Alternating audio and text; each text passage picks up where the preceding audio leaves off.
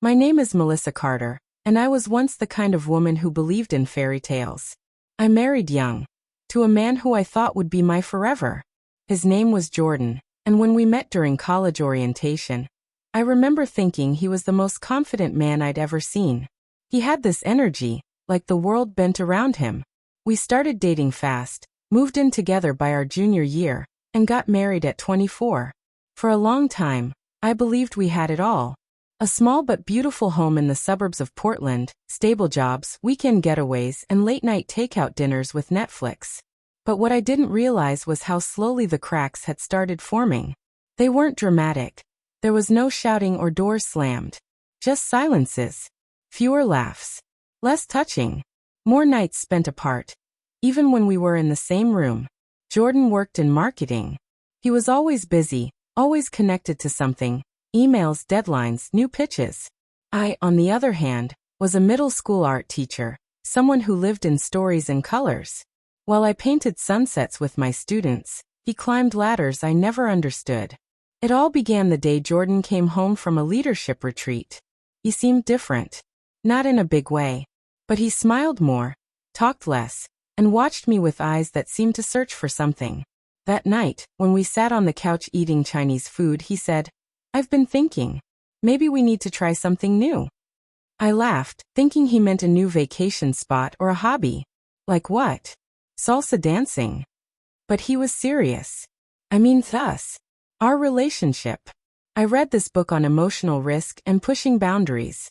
They say discomfort leads to growth. I tilted my head. You want to grow through discomfort? He nodded. Exactly. I didn't know how to respond. And I certainly didn't expect what came next. Over the next few weeks, Jordan introduced small changes.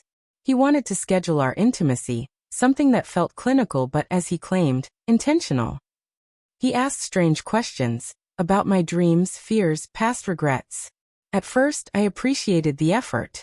It felt like he was reaching for something deeper between us. But then it shifted. He started suggesting more emotionally intense conversations at odd hours, sometimes waking me at midnight to talk about feelings.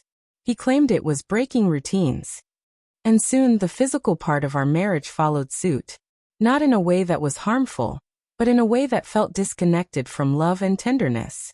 Like we were performing instead of connecting. The pain wasn't just physical. It was emotional. I didn't recognize the man I married. He was trying so hard to evolve our marriage that he forgot the simplicity of touch, of kindness, of listening. One night, I stayed late at school to finish grading projects. That's when I met Eli Turner, our new school counselor. He was kind, soft-spoken, and had a way of making people feel seen. We'd talked in passing before, but that night, I was the last one in the lounge and couldn't get the coffee machine to work. He fixed it with a smile and offered to walk me to my car.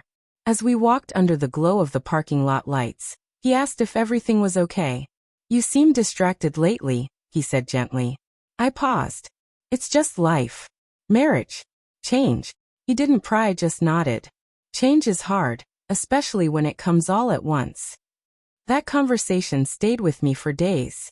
Eli didn't offer solutions. He just listened.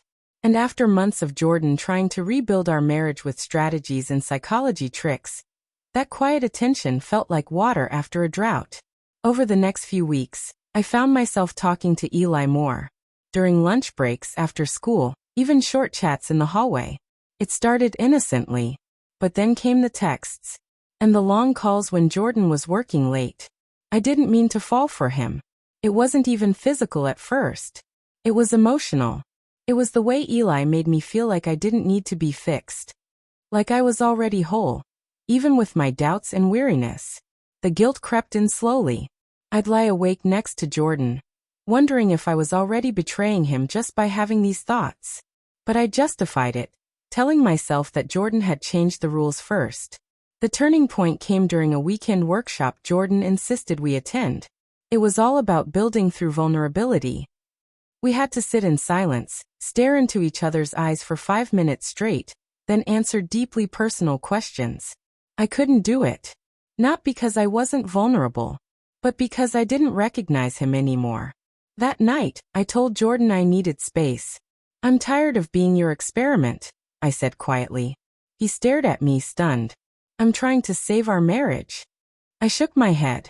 No, you're trying to reinvent it without asking me if I wanted it changed.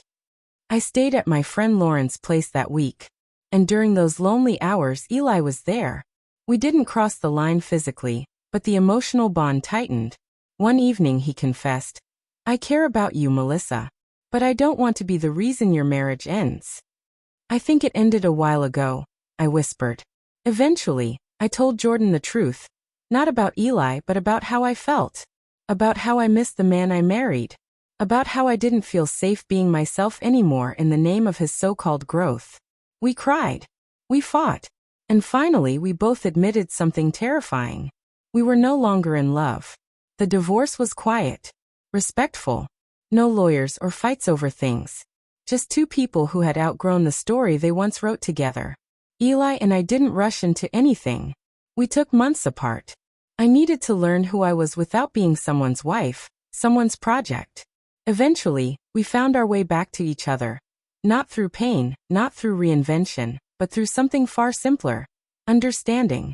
I've learned that sometimes, when someone tries something new, it's not always what you needed. And sometimes the pain that follows is the kind that cracks you open. Just enough to let something more real in.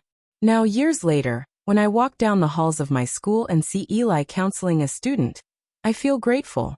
Not for the infidelity, not for the hurt, but for the journey that led me back to myself.